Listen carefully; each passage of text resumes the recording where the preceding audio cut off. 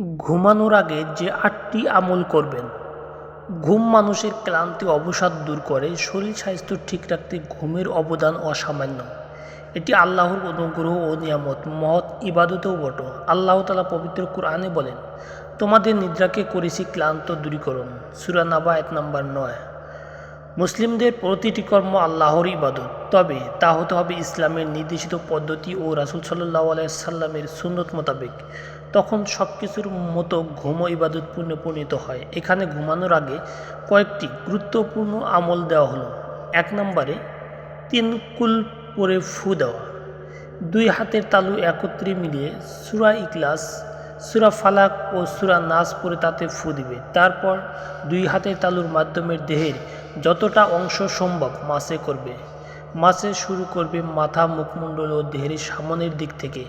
এইভাবে ৩ বার করবে। বুখারী হাদিস নাম্বার ৫০১৭। ২ নম্বরে আয়াতুল কুরসি পড়া। প্রিয় নবী হযরত মুহাম্মদ সাল্লাল্লাহু আলাইহি ওয়াসাল্লাম বলেছেন, যে ব্যক্তি সময় সময় আয়াতুল কুরসি পড়বে, শয়তান সারা রাত তার কাছে আসবে না। বুখারী হাদিস নাম্বার ২৩১১।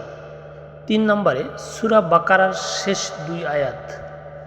রাসূল সাল্লাল্লাহু আলাইহি ওয়াসাল্লাম বলেছেন, যে ব্যক্তি রাতে সূরা বাকারার শেষ ২ আয়াত আমানা রাসূলু বিমা তিলাওয়াত করবে, এটা তার জন্য যথেষ্ট হবে।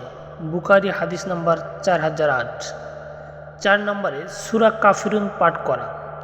প্রিয় নবী হযরত মুহাম্মদ সাল্লাল্লাহু আলাইহি ওয়াসাল্লাম বলেছেন, রাতে কুল ইয়া আইয়ুহাল কাফিরুন অর্থাৎ সূরা কাফিরুন পাঠ করা শিরক থেকে মুক্তি পেতে উপকারী। সহিহ তারগিব হাদিস নাম্বার ৬০২। ৫ নম্বরে কোরআনের ১/৩ পাঠ। একবার আল্লাহ রাসূল সাল্লাল্লাহু আলাইহি ওয়াসাল্লাম তার সাহাবাদের বললেন, তোমাদের কেউ কি এক রাতে ১/৩ কোরআন পড়তে অসমর্থ হবে? এতে সকলকে বিষয়টি ভারী মনে করল। বলল, এই কাজ আমাদের মধ্যে কে পারবে, হে আল্লাহর রাসূল? তখন তিনি বললেন, সূরা ইখলাস হলো ১/৩ কোরআন।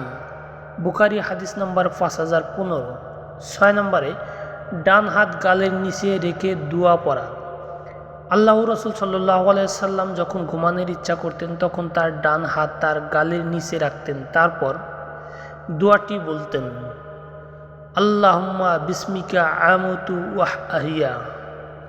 অর্থ, হে আল্লাহ, আপনার নাম নিয়েই আমি মরছি বা ঘুমাচ্ছি এবং আপনার নাম নিয়েই জীবিত জাগ্রত হব। বুখারী হাদিস নাম্বার ৬৩২৮। ৭ নম্বরে তাসবির আমল করা। আল্লাহ রাসূল সাল্লাল্লাহু আলাইহি ওয়াসাল্লাম তার মেয়ে ও জামাতা ফাতিমা রাদিয়াল্লাহু আনহা ও হযরত আলী রাদিয়াল্লাহু আনহুকে বললেন, আমি কি তোমাদের এমন কিছু বলে দেব না যা তোমাদের জন্য খাদেম অপেক্ষা উত্তম হবে? যখন তোমরা তোমাদের বিছানায় যাবে, তখন তোমরা ৩৩ বার সুবহানাল্লাহ, ৩৩ বার আলহামদুলিল্লাহ এবং ৩৪ বার আল্লাহু আকবার বলবে। তা খাদেম অপেক্ষাও তোমাদের জন্য উত্তম হবে। বুখারী হাদিস নাম্বার ৩৭০৫। ৮ নম্বরে সূরা মুলক পাঠ করা। আল্লাহর নবী সাল্লাল্লাহু আলাইহি সাল্লাম বলেন, যে ব্যক্তি প্রত্যেক রাতে তাবারাকাল্লাযী বিহাদিল মুলক সূরা মুলক পাঠ করবে, এর মাধ্যমে মহিয়ান আল্লাহ তাকে কবরের আযাব থেকে রক্ষা করবে। তিরমিজি হাদিস নাম্বার ২৮৯০।